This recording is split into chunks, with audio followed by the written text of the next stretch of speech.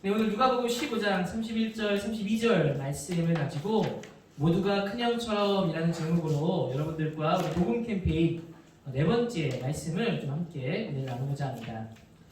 여러분 마태복음 8장에 보시면 예수님께서 이제 5, 6, 7장이 산상수훈이라고 해서 산에서 많은 무리들에게 예수님 말씀을 가르치시고 이제 8장부터 예수님께서 본격적으로 그 말씀대로 살아가는 분이 예수님이시다라는 것을 보여줍니다. 이제 어떤 일들이 가장 먼저 이루어지는가 하면 이 산상수훈을 마치고 산에서 내려오실 때 큰 무리가 예수님을 따르는데 가장 첫 번째 나온 사람이 누구인가 하면 나병 환자입니다. 나병 환자 하나가 예수님 앞에 나타나서 길을 막고 그분 앞에 절을 하는 겁니다. 여러분 나병 환자가 이렇게 사람들이 많이 예수님의 말씀을 듣기 위해 모여 있었는데 그 큰 무리들 가운데 나타나는 일은 여러분 보통 일은 아닙니다. 성경에 보면 나병 환자가 가장 많이 언급되게 되는 질병 중에 하나인데 여러분 나병은 어떤 병입니까? 이 피부에 반점이 생기고 피부가 벗겨지고 몰골이 굉장히 흉해지는 그런 질병의 하나였습니다. 사람들은 그래서 이 나병이 뭔가 신경이 끊어졌기 때문에 고통도 못 느끼고 보기에는 흉측하고 얼굴이나 이런 몸들이 약간 골마가는 것을 통해서 저주받은 병이다라고 여겼습니다. 그리고 당시에도 치료법을 몰라서 이 고대 시대에는 굉장히 두렵고 무서운 병으로 여겨졌던 것이 나병입니다. 그래서 레위기 13장에 보시면 나병 환자는 찢어진 옷을 입고 머리를 풀어헤친 차림으로 다녀야 했습니다. 단정하게 다녀서는 안 됐다는 것이죠. 진영 밖에서는 다닐 때 이렇게 다녀야 됐어요. 부정하다, 부정하다, 부정하다, 부정하다. 이런 얘기를 하면서 다녀야 했습니다. 왜 그랬을까요? 본인은 사회와 격리되어 살아야 했기 때문에 부정하다라고 말을 하면 통해서 사람들이 나병 환자가 오고 있다는 것을 알 수 있도록 드러내기 위함입니다. 쉽게 말하면 사회 사람들과 섞이지 않도록 자신을 알리는 것이죠. 그만큼 나병 환자는 저주받았다고 생각하고 떨어져 살았고 이 큰 무리가 있는 곳에 나오는 것은 자칫 잘못하면 돌에 맞아 죽을 수도 있는 상황입니다. 즉 나병 환자는 무리에 둘러싸인 예수님 앞에 나왔다. 이건 잘못하면 돌에 맞아 죽을 수 있는 상황이기 때문에 보통의 용기가 아니고서는 나타날 수 없는 겁니다. 그렇게 예수님 앞으로 나온 나병 환자는 여러분 예수님 앞에 절을 하는 장면이 마태복음 8장 이후에 나타납니다. 그리고 이렇게 부탁을 하죠. 예수님, 주님, 저를 깨끗하게 하여 주옵소서. 저의 질병을 좀 나을 수 있게 좀 해주세요 라고 부탁을 합니다. 여러분 이런 부탁을 하는 것을 볼 때 돌에 맞아 죽을 수도 있음에도 불구하고 나아간 걸 볼 때 이 예수님이라면 자기의 이 나병을 고칠 수 있을 것이라는 믿음이 있었을까요? 없었을까요? 있었던 것 같아요. 그러니까 그 앞에 나와 그 많은 사람들이 보는 앞에서 자기의 이 질병을 고쳐달라고 말하죠. 그때 예수님은 이 부정한 나병 환자의 부탁대로 이렇게 말씀하시죠. 네가 원하는 대로 깨끗함을 받으라. 그리고 여러분 놀랍게도 치료 방법이 없던 그 나병이 낫게 되는 기적의 역사가 일어나게 됩니다. 이걸 보면 예수님께서 예수님의 신성을 우리가 볼 수가 있죠. 하나님의 아들이시기 때문에 행할 수 있는 능력을 우리가 볼 수 있게 됩니다. 그런데 여러분 이 장면을 볼 때 굉장히 중요하게 보아야 할 장면이 하나가 있습니다. 바로 무엇인가 하면 마태복음 8장 3절에 예수님께서 그를 여러분 어떻게 고치시는가? 여러분 예수님은요 삼위일체의 하나님으로서 태초에 천지를 창조하실 때 말씀으로 모든 것을 이루실 때 함께 계셨습니다. 그러니까 쉽게 말하면 말씀으로 모든 것을 할 수 있는 분이 우리 예수님이십니다. 근데 예수님께서 말씀으로 충분히 고칠 수 있음에도 불구하고 이 나병 환자를 어떻게 고치는가 하면 마태복음 8장 3절에 그에게 손을 내밀어 그의 몸을 만지며 여러분 고쳤다라는 겁니다. 여러분 이렇게 행동하는 예수님의 모습이 여러분 쉽지는 않았습니다. 당시의 문화도 그렇고 이 나병이라는 것이 부정적인 환자이기 때문에 저주받은 환자라고 여겼기 때문에 만졌다가 이게 나에게 옮으면 어떡합니까? 이런 두려움이 있지 않았을까요? 근데 예수님이 그의 몸에 손을 내셨다는 거예요. 아무도 손대지 않는 그에게 여러분 손을 내셨다는 겁니다. 제가 이걸 보니까 기억나는 게 참 쉽지 않겠다라는 생각이 드는 게 제가 부산에서 지낼 때 제가 다니던 출석했던 교회가 있습니다. 여러분 제가 누누이 말씀드리지만 저는 서울 사람이죠.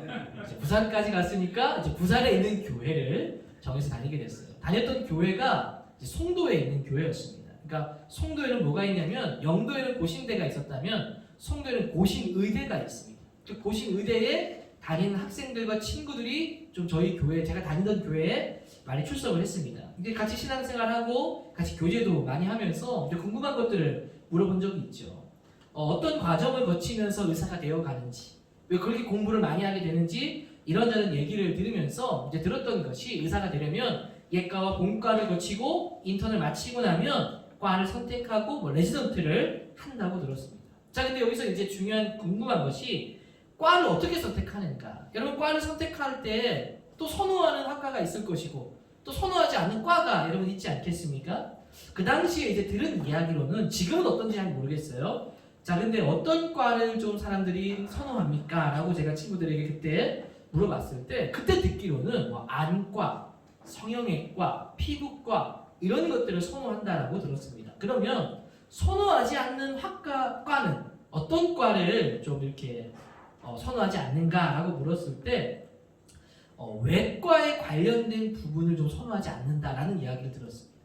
다 그런 것은 아니겠지요. 어쨌든 그때 당시에 들었을 때 그런 이야기를 제 귀로 직접 들은 겁니다.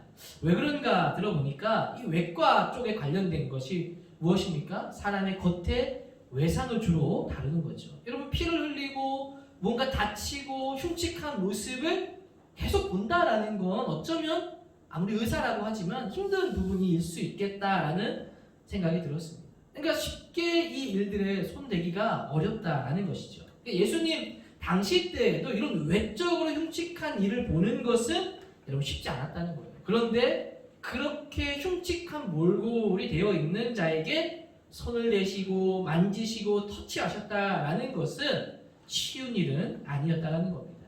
그리고 이것은 레위기에 나와 있는 율법을 어기는 것이었어요.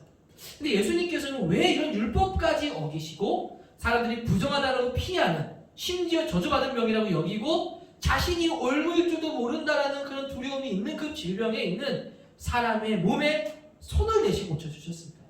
충분히 말씀으로 하실 수 있는 분이신데 여러분 왜 그렇게 했던 것일까요? 여러분 이거 잘 기억하셔야 돼요. 예수님이 그 나병 환자를 고쳐준 것은, 고치기를 원한 것은 그의 육신의 질병만을 고치기를 원했던 것은 아니었다는 겁니다. 그의 진짜 아픔을 예수님은 고쳐주기를 원했다는 거예요. 여러분 이것을 우리가 생각할 때 우리가 오해하는 것 중에 하나가 무엇입니까? 여러분 예수님을 믿는 것이 단지 내 병을 고침을 받기 위해 믿는 겁니까? 쉽게 말하면 우리가 예수님을 믿는 것이 그냥 내가 구원받기 위해서 여러분 예수님을 믿는 겁니까? 예수님을 믿어야만 내가 막 살아도 천국행 티켓을 받을 수 있기 때문에 여러분 내가 예수님 믿는 겁니까? 여러분 그렇게 믿어서는 안 되겠죠. 여러분 예수님 믿는다라는 것이 단지 구원받기 위해 믿는 것은 아니라는 것을 여러분 기억하십시오.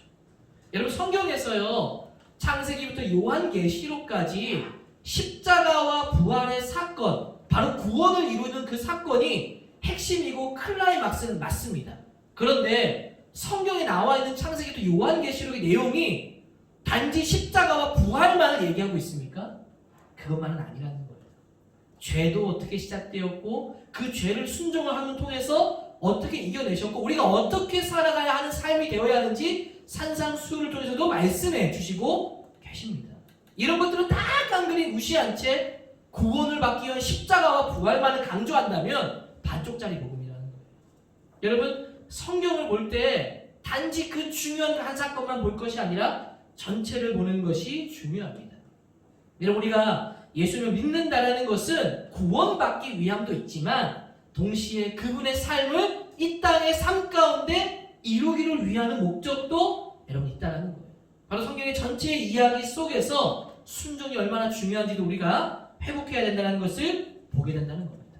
즉 예수님은 나병 환자가 가진 육신의 질병뿐만 아니라 정말 그가 가지고 있는 아픔과 그런 상처를 치료해 주기를 원하셨다는 겁니다.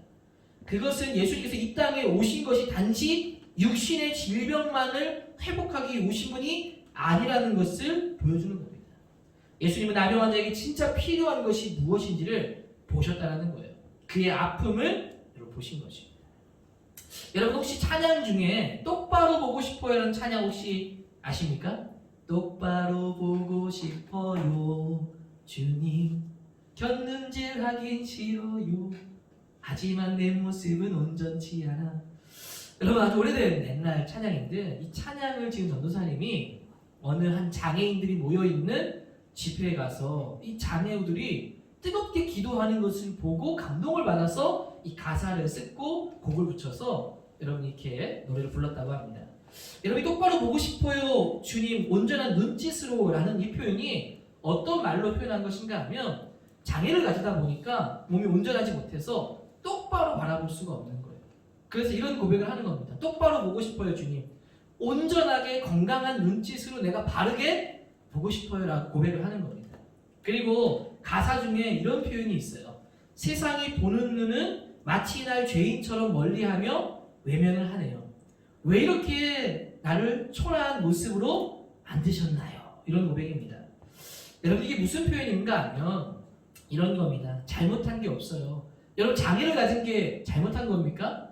죄 때문입니까? 전혀 그렇지 않죠. 그렇게 태어나게 된 것이고 또 그렇게 질병을 얻을 수밖에 없는 환경에 처하게 여러분 된 것이죠. 잘못한 게 없고 단지 몸에 질병이 있는 것인데 사람들은 마치 그 질병이 바라보는 게 죄인처럼 본다는 거예요. 그리고 죄인처럼 멀리한다는 겁니다. 여러분 이런 사람들이 내가 뭔가 사람들에게 실수한 것도 없고 잘못한 것이 없는데 나를 죄인 취급하고 나를 멀리한다면 여러분 진짜 그 사람의 아픔은 무엇일까요?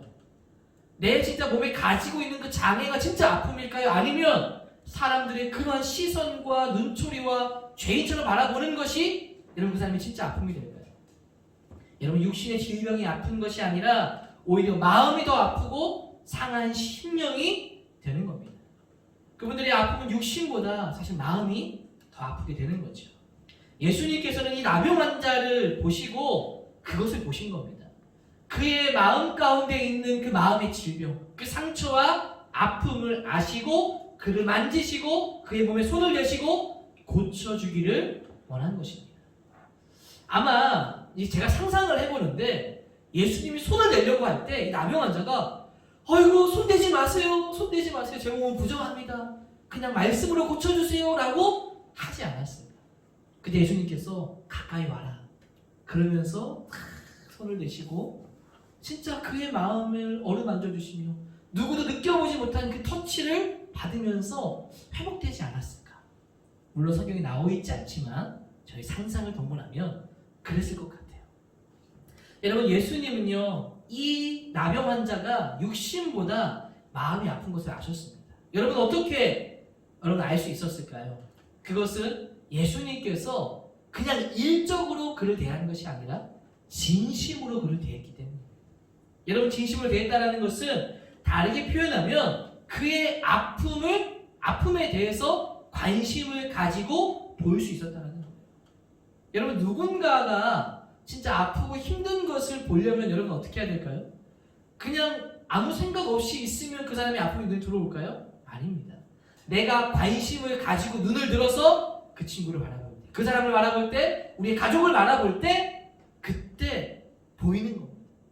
관심을 가지지 않으면 여러분 보이지 않는 거예요. 여러분 그래서 관심은 무엇이라고 말합니까? 관심은 사랑이다 라고 말합니다. 그래서 사랑의 반대가 무엇입니까? 그러면 안 사랑, 노 사랑 이런 게 아니라 뭐라고 해요? 무관심이라고 말하는 것이죠. 무관심은 여러분 그 사람의 진짜 아픔을 알아주지 못합니다. 그러나 상대를 여러분 그렇게 무관심하면 상대를 배려하지 못하고 오히려 말을 함부로 하게 되는 것을 여러분 경험합니다. 여러분 어떤 사람이 정말 힘들어하고 있는 부분이 있는데 관심이 없고 무관심하면 아무렇지도 않게 그 사람에게 이야기를 툭툭 던질 수 있는 거죠. 궁금한 것이 있을 수 있는데 여러분 그 상대에게 지금 그 질문을 하면 안 되는 상황이 있을 수 있잖아요. 근데 관심이 없으면 그런 질문들도 무례하게 행할 수 있게 된다는 겁니다. 때로는 여러분 외모에 스트레스 받는 사람한테 가가지고 야 너 외모가 왜 이래? 라고 얘기하면 상처가 되는 거죠.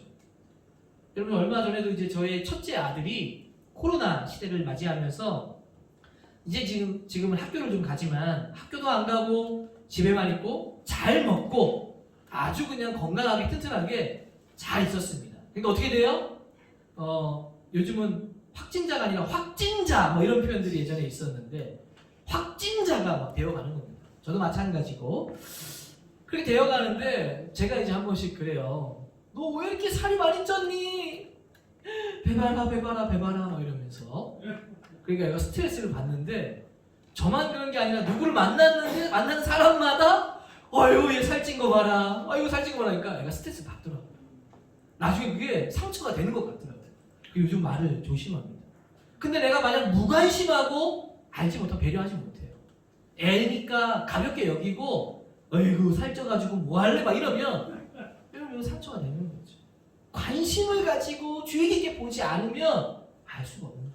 근데 무관심하면 함부로 하게 되는 겁니다. 여러분 무관심하면 배려도 못해요. 예를 들면 이런 게 있을 수 있죠. 같이 열심히 공부하고 열심히 준비했는데 어떤 친구는 뭐 잘 좋은 결과를 얻지만 또 어떤 친구는 얻지 못하는 게 사실은 또 여러분 사람 사는 삶에 실제 일어나는 일들 아닙니까? 근데 옆에 그런 사람이 있는데 관심 없고 무관심하면 자기의 자랑을 자꾸 하게 되면 어떻게 돼요? 옆에 있는 사람에게 상처가 될 수 있다는 거죠.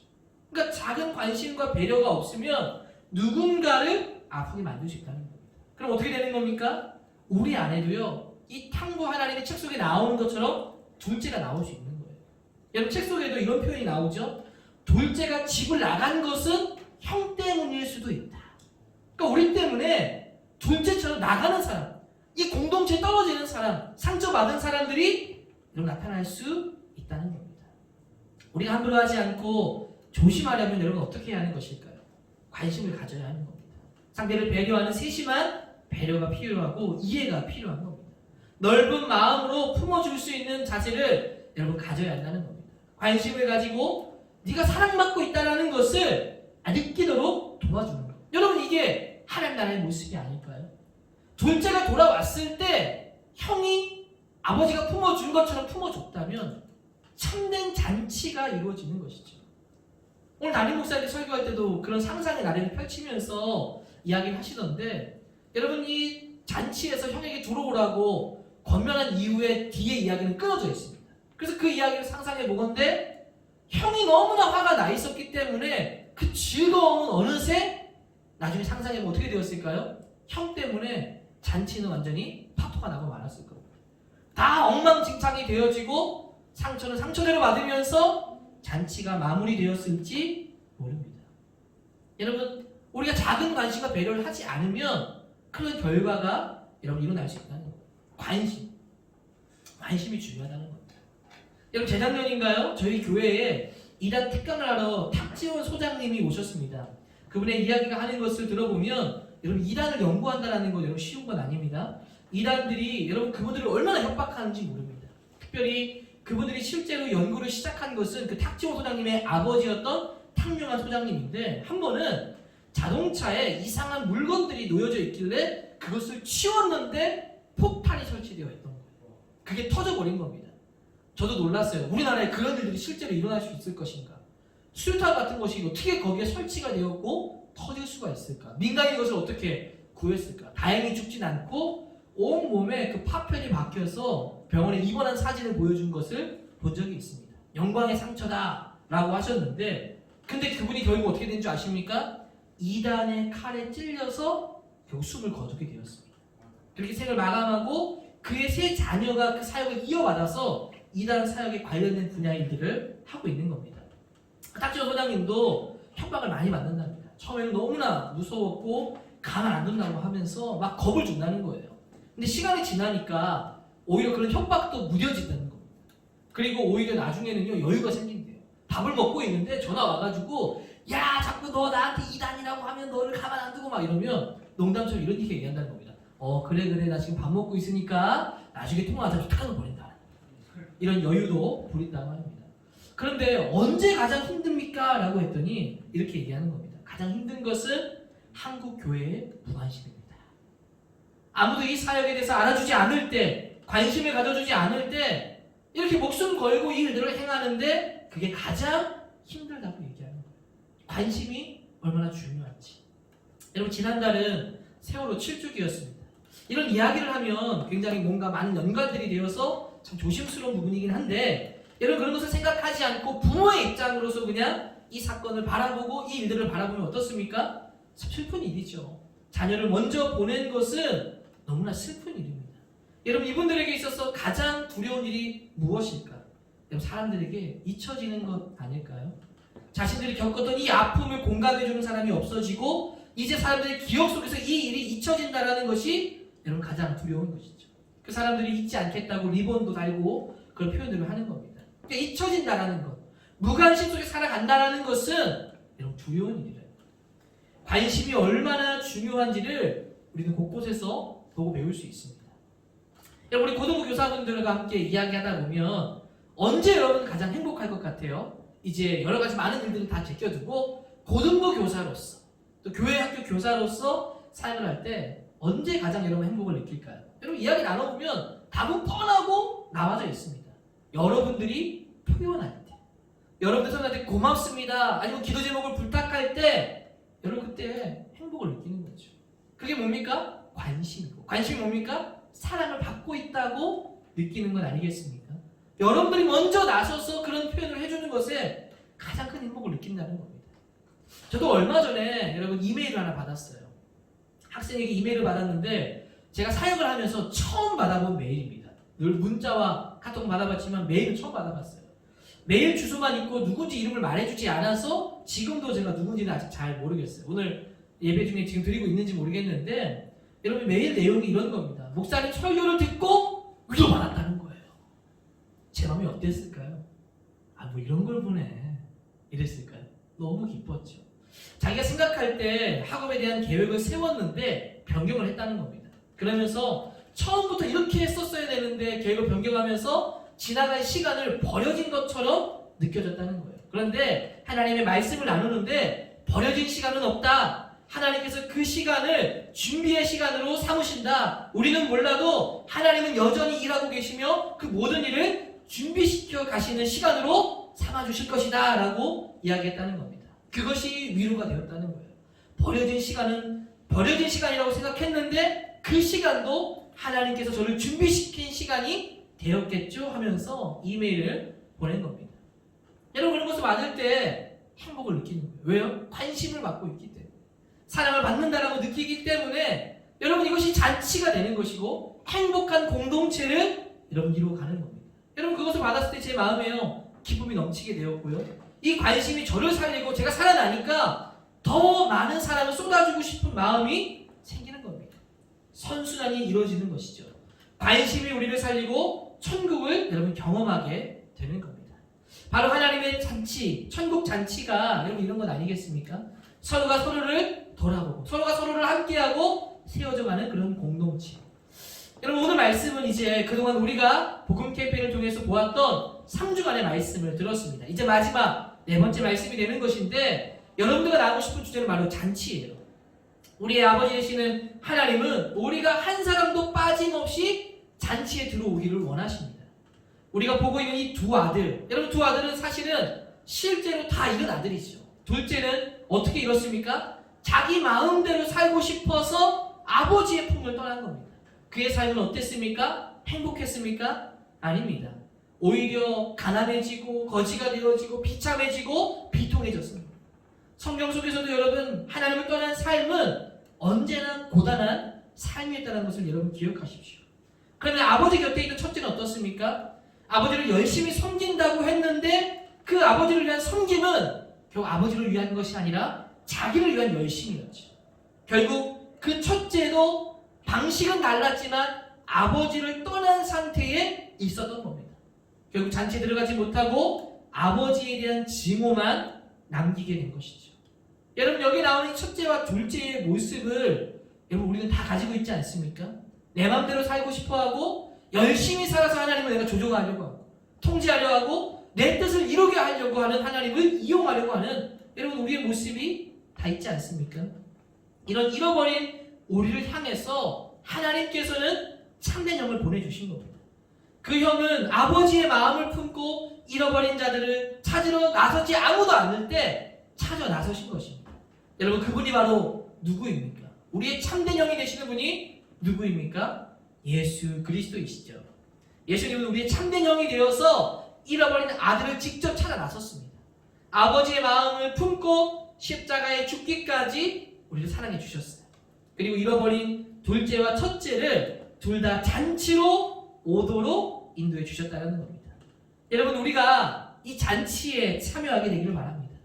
어떻게 여러분 참여할 수 있겠습니까? 다 참된 이 형이 되어야 하는 것이죠. 나 혼자만 신앙 가질 것이 아니라 아버지의 마음으로 관심을 가지고 서로를 품어주는 그런 공동체를 이룰 때 참된 형이 되는 것이고, 참된 공동체와 천국 잔치를 여러분 이룰 수 있게 되는 것입니다. 저는 오늘 말씀을 통해서 이 4주차를 정리하며 서로 우리가 참된 형이 되기를 소망합니다. 여러분들이 지금 쏟아야 될 관심의 대상이 누구입니까? 여러분 떠오르는 사람이 있습니까? 하나님이 주시는 마음이라고 저는 믿습니다. 가족일 수도 있고 친구일 수도 있고 또 다른 누구일 수도 있습니다. 우리의 관계 문제, 하나님과의 관계가 끊어진 친구들도 있을지 모릅니다. 이러한 관심을, 하나님을 향한 관심, 이웃을 향한 관심을 여러분 우리는 회복해야 할 것입니다. 제가 종종 이야기하는 것 중에 하나가 마포대교 이야기인데요. 들으신 분들도 있을 건데, 마포대교가 여러분 자살을 많이 하는 곳이었다고 합니다. 그런데 그 자살이 어느 순간부터 줄었어요. 왜 줄었을까요? 마포대교에 자살을 너무 많이 하니까 누가 아이디어를 냈는지 마포대교 그 다리에 철근에다가 글귀를 쫙 넣는 겁니다. 어떤 글귀입니까? 응원의 메시지를 넣는 겁니다. 너는 잘하고 있어. 너는 최고야. 오늘도 수고 많았어. 이런 내용들을 쫙 적어놓은 겁니다. 언제부턴가 그곳이 이제는 사람이 뛰어내려 자살하는 곳이 되지 않았어요. 그리고 어떻게 되었습니까? 사람들이 이제 그곳에 가서 위로의 자리가 된 겁니다. 그곳이 이제는 뛰어내려 죽는 자리가 아니라 그곳에 가면 회복의 자리가 되어졌다는 겁니다. 저는 우리가 그러한 곳이 되기를 소망합니다. 이곳에 오면, 우리가 함께하면 막 힘들고 지치는 게 아니라 힘을 얻고 격려받고 세워지는 그런 공동체가 되기를 원합니다. 여러분, 이런 공동체를 되기 위해서 어떻게 해야 되겠습니까? 참된 형이 되어야 한다는 거예요. 서로가 서로에게 관심을 가지고 돌아보면서 우리가 참된 형이 되어 잃어버린 그 둘째도 품고 정말 자기밖에 모르는 그 형도 품고 함께 세워져 가서 여러분 천국의 잔치에 우리가 함께 동참하는 그런 모든 은혜가 있게 되기를 주의 이름으로 축복합니다. 아멘. 우리 같이 한번 말씀을 기억하면서 함께 기도하는 시간을 가지면 좋겠습니다.